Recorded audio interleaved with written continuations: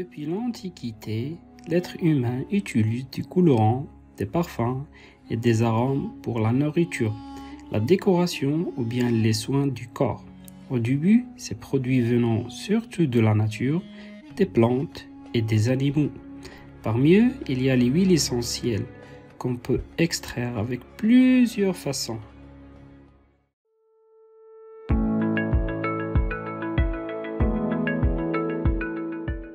Le pressage, c'est une méthode qui permet d'extraire un produit en appuyant fortement. Par exemple, pour obtenir d'huile d'olive, on écrase les olives en le pressant. Ensuite, on a la technique d'enfleurage. Dans cette technique, on va choisir des fleurs parfumées comme le jasmine ou la voilette. On les pose sur de la graisse animale, propre et sans odeur. Cette graisse va absorber le parfum des fleurs. Ensuite, on ajoute de l'alcool pour extraire l'odeur concentrée. Ce parfum naturel sera utilisé pour fabriquer des parfums et des produits cosmétiques. Il y a aussi la technique d'infusion. Cette technique consiste à verser de l'eau chaude sur une plante, comme des feuilles, des fleurs ou des graines. On laisse reposer quelques minutes pour les substances aromatiques ou médicales passent dans l'eau. C'est une méthode douce utilisée pour préparer des tisanes ou extraire des parfums naturels.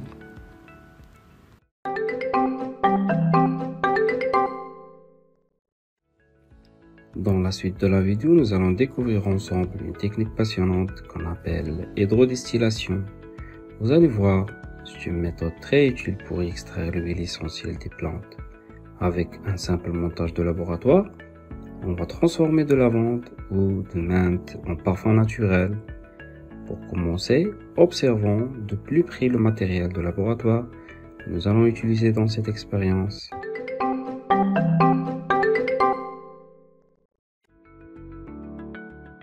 On va commencer par le ballon. Ballon. Bichère. Chauffe-ballon.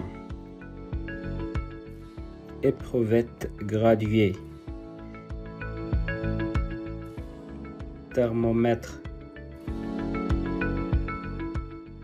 Réfrigérant.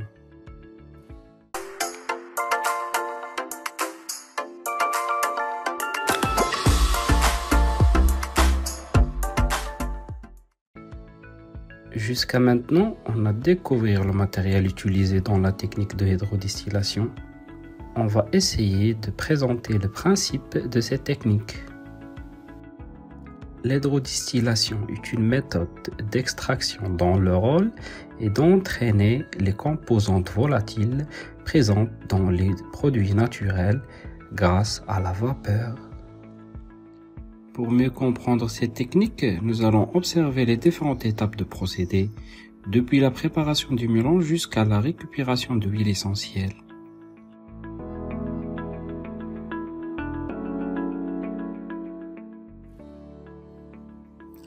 Dans le ballon, on introduit les fleurs de lavande, puis on ajoute de l'eau distillée.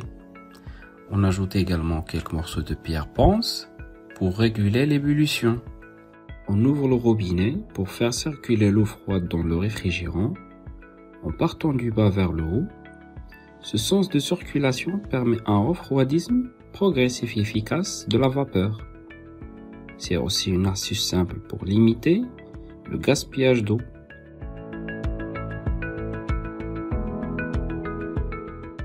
On allume le chauffe-ballon. Le mélange ensuite porté à l'ébullition pendant environ 30 minutes. La chaleur permet à l'eau de se transformer en vapeur, entraînant avec elle les molécules d'huile essentielle contenues dans les fleurs. La température des mélanges s'élève petit à petit jusqu'à atteindre le point d'ébullition de l'eau, soit 100 degrés Celsius.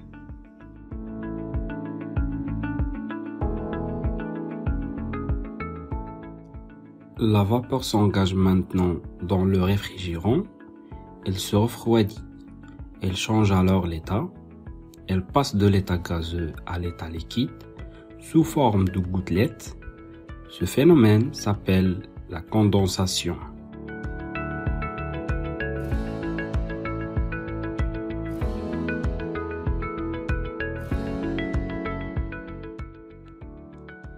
Le liquide obtenu s'appelle distillat, s'accumule dans un récipient et est composé d'un mélange d'eau et des traces d'huile essentielle de lavande que l'on pourra ensuite séparer si nécessaire.